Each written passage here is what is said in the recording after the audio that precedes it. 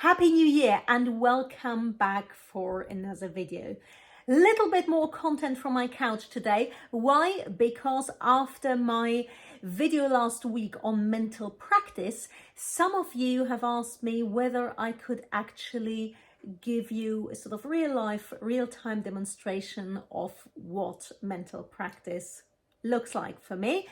So here we go. Today I'm going to show you.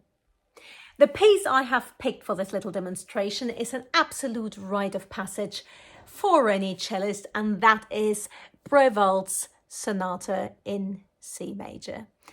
I can never quite decide when I think back to when I first learned it, whether it elicits happy memories or triggers PTSD, but one way or another, it's a piece which we either have all done at some point or which we will do at some point. So I thought it would be a really good example.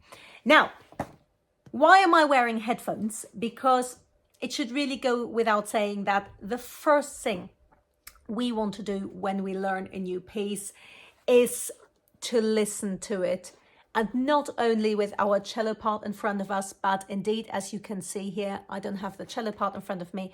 I have got the full score with the piano part, and when you are learning a new piece, that is always the first thing you want to do.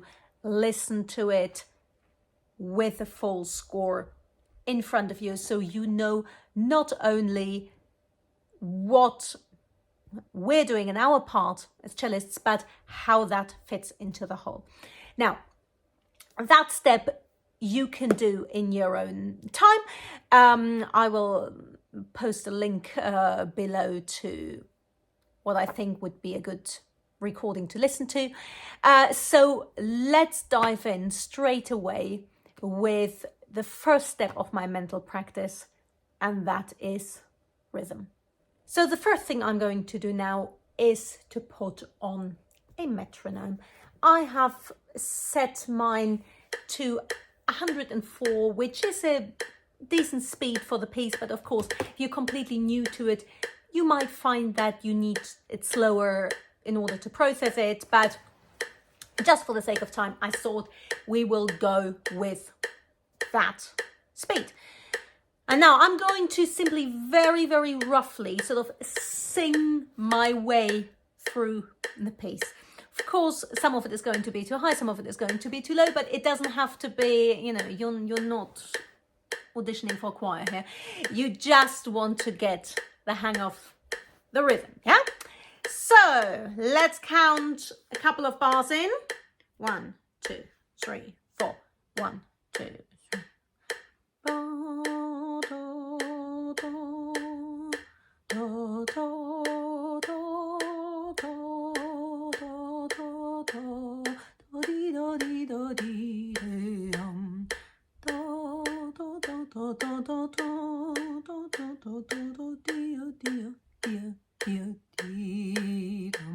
Note there is a first challenge there, these little dear. Yeah, very important.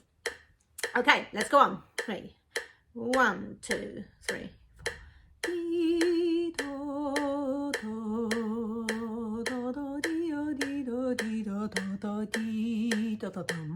How do I get these semiquavers precise?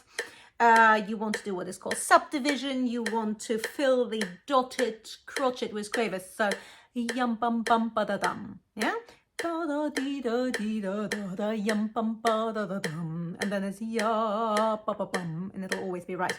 Da da da ya da da da dum. Da da da da ya da da da dum.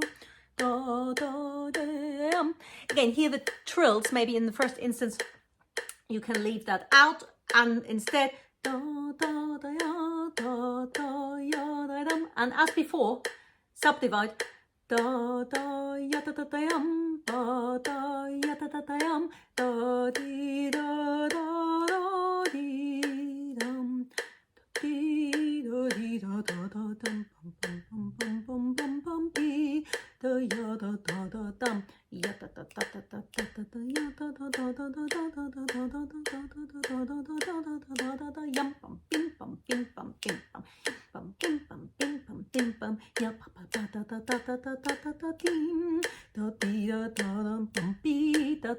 the challenge here, the syncopation, right?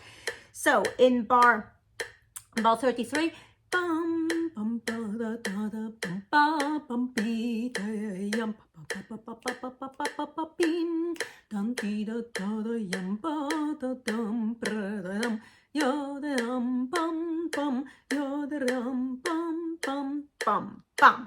so that's a very rough guide to the rhythm, and you want to do that and repeat that as many times as necessary. If you find that at that speed you can't keep up with it, take the speed down.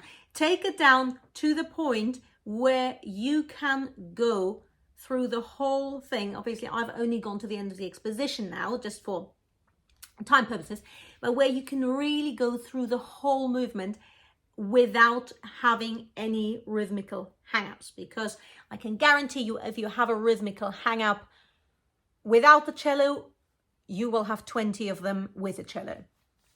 So get that sorted first.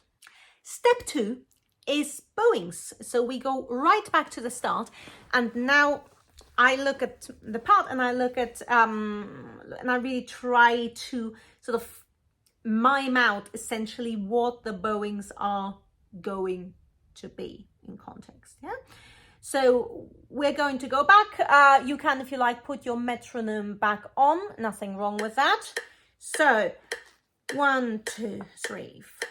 Boom, boom, rum, da, da, da, dee, da, da, dee, da, dee, da, dee, da, dee, dee, da, dum, bum, bum, bum, dee, da, dum, bum, bim, bum, dee, dee, dee, dee, dee, dum, dee, da, dee, da, da, dee, dee, da, dee, da, da, dee, da, da, dum. Da dee da dee da da dee da da da da dee da da dee da dee dee da dee dee da dee da dee da dee. So what you can see there is that while I'm doing that, let's switch off the metronome. While I'm doing that, I'm already starting to think, how much bow am I going to use? I'm already looking a little bit at where are my crescendos, where are my diminuendos, where am I going to need to save? Where am I going to need more bow? Which part of the bow do I want to be in? So these are all already things which are starting to play on my mind. And that's now going to become much, much more important in the remainder from where we just stopped. So upbeat to bar, I think it's 2023, yeah?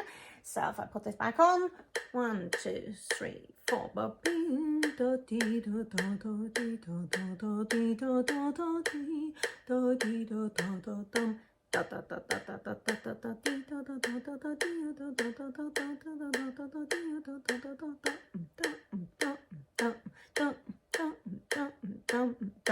That's a bit that is really difficult.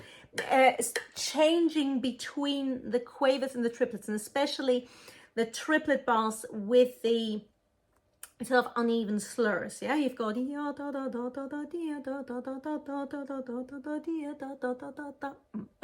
followed by these huge string crossings.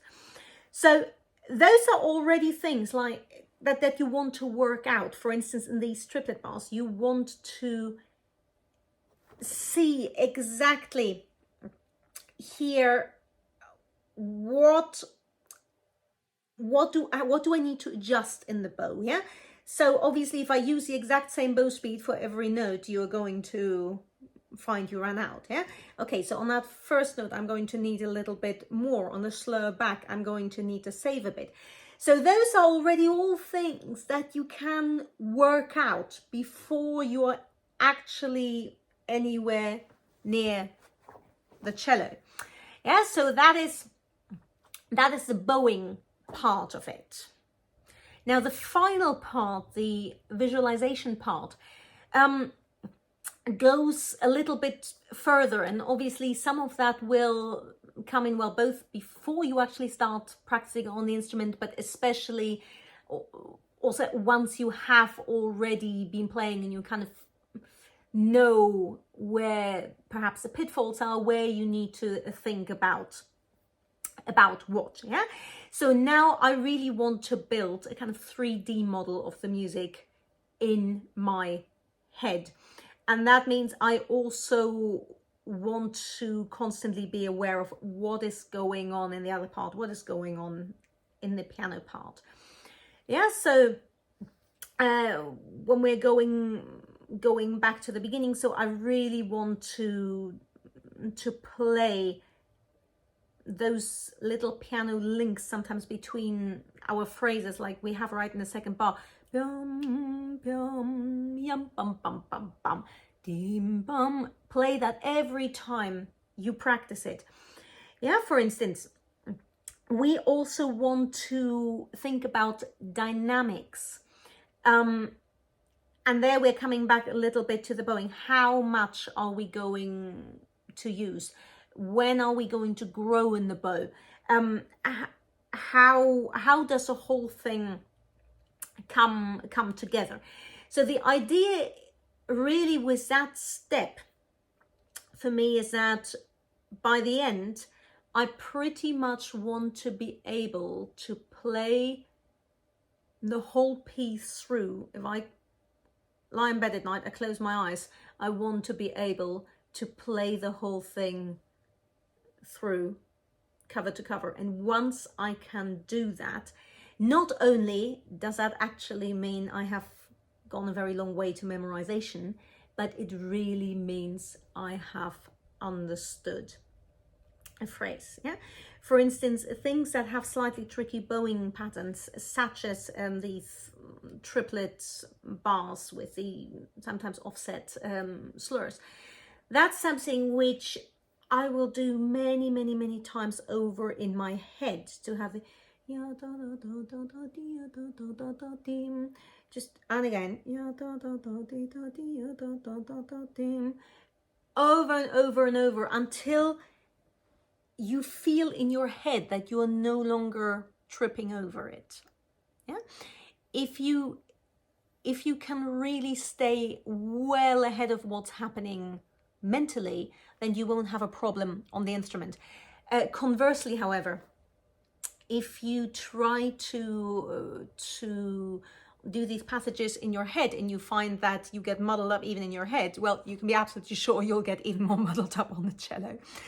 Yeah, so really try to program as much information as you can in away from the cello, so that by the time you pick up the instrument again, you have already got so much data essentially to work off, that you have got far more bandwidth to then really think about, you know, the technical aspects, to really listen to intonation, to really focus, you know, on connecting bows, on using the right part of the bow, the right contact point, and all of that.